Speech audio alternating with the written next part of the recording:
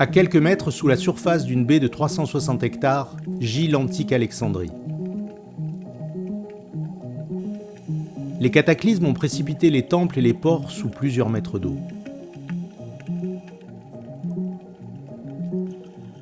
En plein centre de ce champ de ruines, le Timonium. Le palais de Marc-Antoine, comparse de Jules César, époux de Cléopâtre, où aujourd'hui d'énormes blocs de construction gisent enchevêtrés les uns aux autres. Impossible de comprendre à quoi nous sommes confrontés. Nous n'aurons pas d'autre choix que de dégager le site pièce par pièce, plongée après plongée. Espérons que la persévérance paiera, car la tâche est colossale.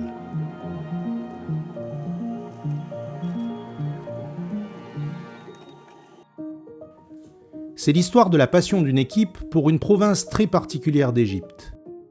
L'histoire d'une collaboration entre deux pays, portée par un homme qui a décidé d'y consacrer sa vie, Franck Gaudio. Inlassablement depuis 35 ans, nous travaillons dans cette contrée dite branche canopique du Nil, qui n'a de cesse de nous dévoiler ses secrets, enfouis depuis des millénaires dans les eaux de la Méditerranée. Les cités de Canope, Tonis Héraclion, Alexandrie. C'est dans la baie d'Alexandrie, au sein de ces quartiers royaux immergés, que nous concentrerons tous nos efforts en 2024.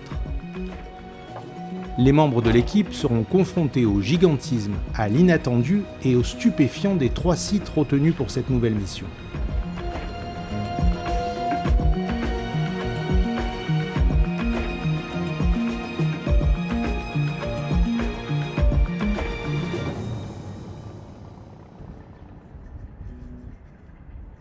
Suite aux nombreuses expositions à travers le monde, c'est au tour des grands musées égyptiens d'accueillir nos découvertes.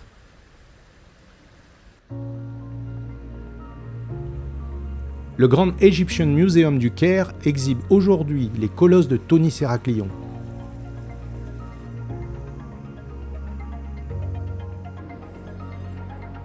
Le Gréco-Roman Museum d'Alexandrie, un panel représentant nos 30 années de fouilles.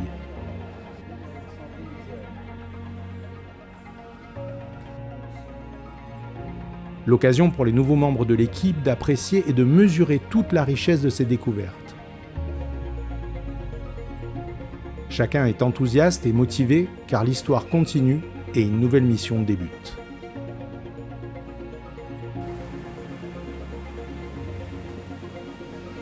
Franck n'a de cesse de comprendre, d'analyser, de comparer le contemporain à l'antique.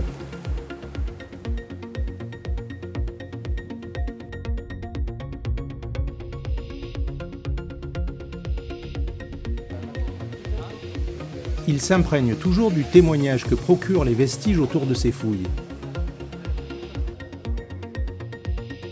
Le Nil a côtoyé nombre de civilisations, ralliant la Méditerranée où bon lui semble à travers les millénaires.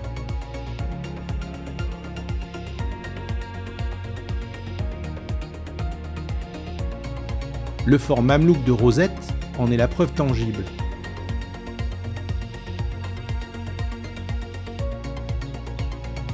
Durant la campagne d'Égypte de Bonaparte, il sera baptisé Fort Julien.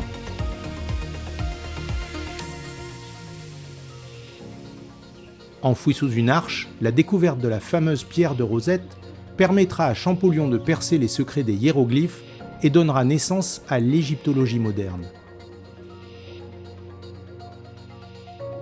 On se sert du passé pour bâtir son présent. Les blocs ornés de hiéroglyphes seront réemployés comme simples marches ou renforceront une meurtrière.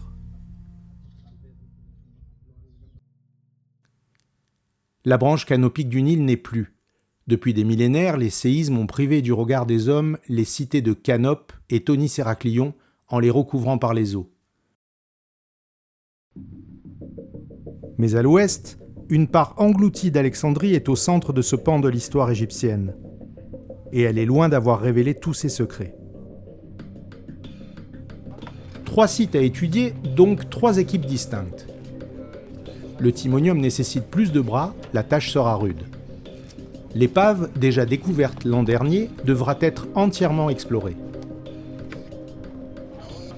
Enfin, le site de l'Iséum, véritable temple dédié au culte d'Isis, terminera le triptyque de ses prochains 45 jours.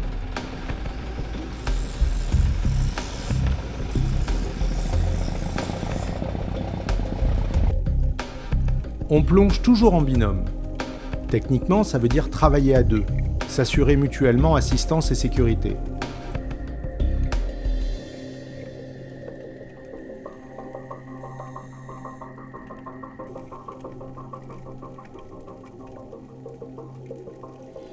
Mais curieusement, même si chacun exerce à l'identique son rôle sur le fond, des spécificités apparaissent avec le temps.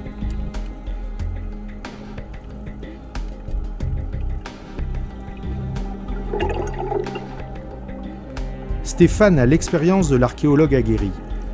Sa truelle forgée est devenue l'extension de son intuition. Elle dégage, dissocie chirurgicalement pour viser juste dans les stratigraphies et trouver l'impossible. Quand l'extrêmement fragile résiste au cataclysme. Franck, viens voir. Une belle lampe à huile là autour de l'Elyséeum. C'est impressionnant, le nombre de lampes à huile qu'il y a à cet endroit est superbe. Ça servait beaucoup pour les processions isiaques. Et elles sont toutes rassemblées vers le devant du temple. Hein. C'est très impressionnant. C'est belle celle-là. Oui. À deux becs, double bec. Dans quelques mois, cela fera exactement 30 ans que nous évoluons dans les eaux d'Alexandrie. L'eau s'y est éclaircie pour notre plus grande joie. Beaucoup de nouvelles recrues ont rejoint l'équipe. Les techniques évoluent, se modernisent. En fait, beaucoup de choses ont changé. Oui. Cependant, les années passent et immanquablement on nous demande « Mais depuis toutes ces années, vous trouvez encore des choses ?» Et depuis toutes ces années, la réponse est invariablement oui.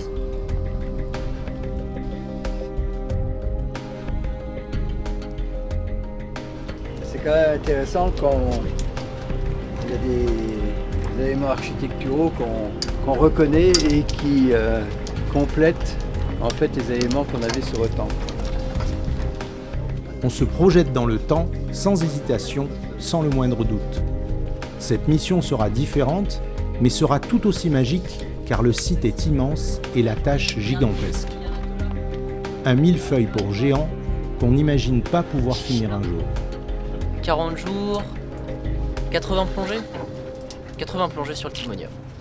Allez, c'est reparti.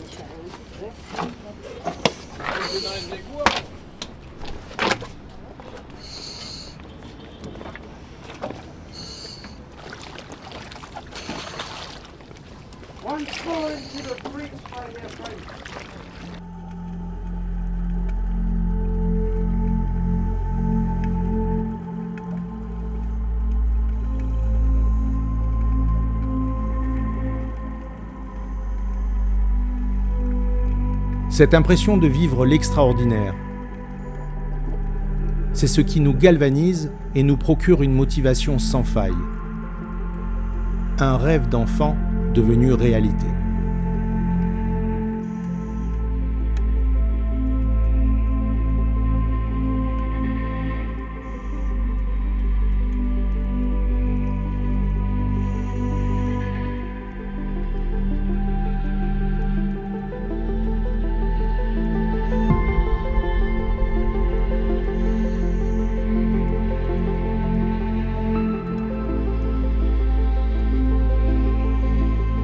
En mer, il y a les hommes et leurs navires.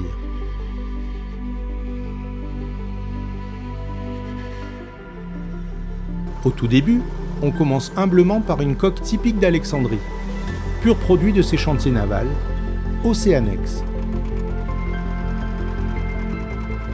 S'il fait relative impression, ce yacht promenade s'avère vite trop petit et inapte à l'exigence de nos travaux. 2 ans plus tard, Princess Douda s'impose à nous comme une évidence. Il deviendra l'incarnation de notre présence et de nos missions archéologiques dans les eaux égyptiennes. Mais aujourd'hui, il s'aventure en Sicile. Il faut redonner à Princess Douda une nouvelle jeunesse pour briller d'un bleu et blanc éclatant en 2025.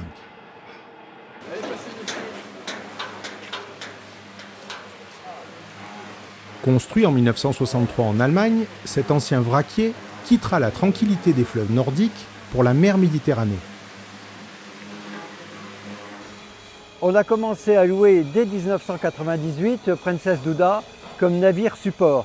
Et année après année, nous l'avons adapté à nos besoins, aussi bien sur le plan de la structure extérieure que de la structure intérieure. Et puis une année, le Princess Douda a été mis en vente et on a considéré en fait qu'il était important pour nous de le garder car il était parfaitement adapté à nos besoins. Ça faisait près de 7 ans qu'on l'aménageait et on l'avait mis exactement au niveau que l'on souhaitait. Il ne s'agit pas du vaisseau type dédié à l'archéologie sous-marine, mais il est assez grand pour accueillir la trentaine de membres de l'équipe et le pont est assez large pour tout notre matériel de plongée. Plusieurs mois de chantier seront nécessaires pour panser les plaies de sa vieille coque qui n'a pas encore décidé de jeter l'éponge. Cette tâche difficile est confiée à la famille Tringali. Dans le sud de Catane, sur la presqu'île d'Augusta, leur chantier naval est une référence depuis 1900. Pourquoi il y avait quoi dessus là? Il y avait Que du Du liquide. chape sèche et du carrelage. Oui, effectivement. C'est quand même pas banal ça, je l'avais pas vu. Bien sûr, il y a un côté affectif. C'est un bateau ancien qui a vieilli depuis 1998. On a envisagé de s'en séparer, mais les raisons froides d'efficacité logistique, plus ce fait bien sûr qu'il y a un peu un côté affectif à garder le même navire, nous a poussé à faire une refonte totale de ce navire. Et là, on refait presque toute la coque, les membrures intérieures, et bien sûr, les aménagements intérieurs ont été enlevés, il faut les refaire, donc c'est un très gros chantier. Après la rouille, notre ennemi c'est le temps. La mission d'habitude planifiée au printemps devra impérativement débuter à l'automne 2025. Comme ça. Marine et Grégory, depuis bientôt 3 ans, travaillent sur le site de l'Iséum. En fait, c'est une fouille de ce qu'on estime être un temple dédié à Isis. En surface, c'est très lisse, très érodé. Et quand on fait sauter les pierres de calcaire, on tombe sur des blocs de construction avec des blocs de différentes tailles, de la décoration, des éléments d'architecture, des parements de murs, des fragments de corniches.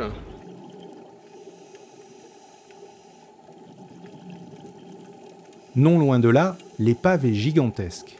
Chaque année, elle dévoile de nouvelles membrures. Mais aujourd'hui, sur son pourtour, dans un sédiment plus dense qu'à l'habitude, quelque chose intrigue Philippe.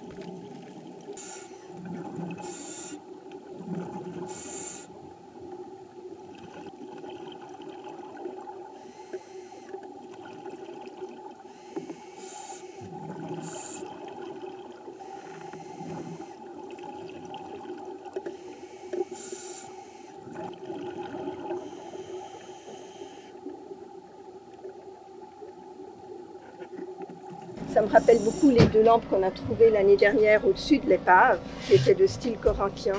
Qui était du deuxième, donc. Deuxième et début 3e.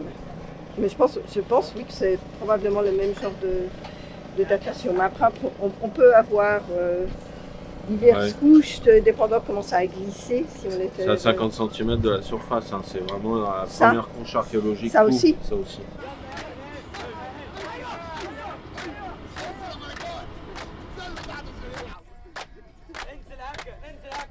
Les jours passent, un peu de fatigue, un moral sans faille, une nouvelle soirée commence.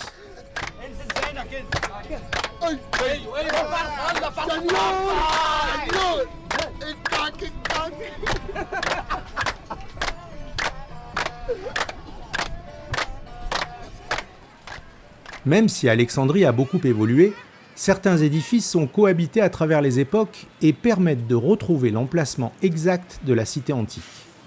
Ce bâtiment, construit en 1876, sera témoin du départ de l'obélisque L'Aiguille de Cléopâtre, qui quittera Alexandrie pour rejoindre les bords de la Tamise à Londres 1 an plus tard. On voit l'immeuble qui est maintenant un peu détruit en arrière-plan. Et il était juste en construction à cette époque-là.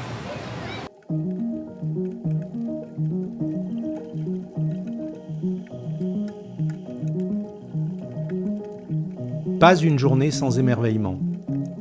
Les 3 sites sont généreux.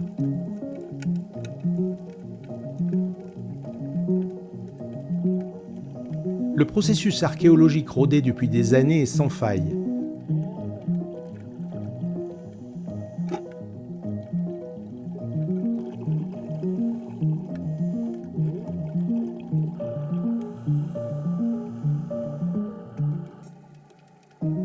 Chacun sait précisément ce qu'il advient de sa découverte. Néanmoins, le laps de temps qui rend à la lumière du jour chaque artefact est strictement personnel. Ces minutes, on ne les partage pas, on en profite. Elles sont intimes.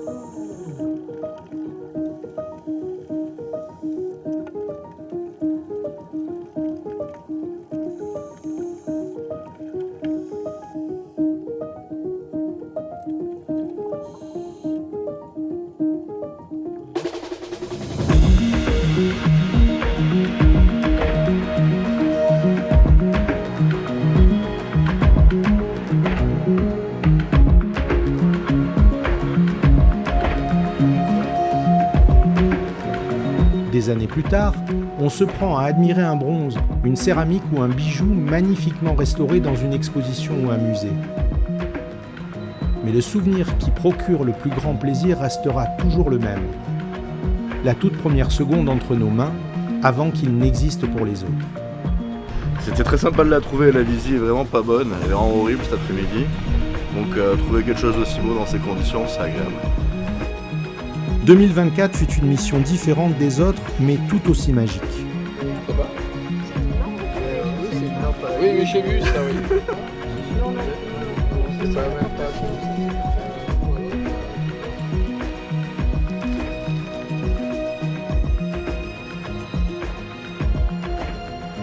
Son chantier terminé, Princess Douda reprendra la mer pour mettre le cap sur l'Égypte.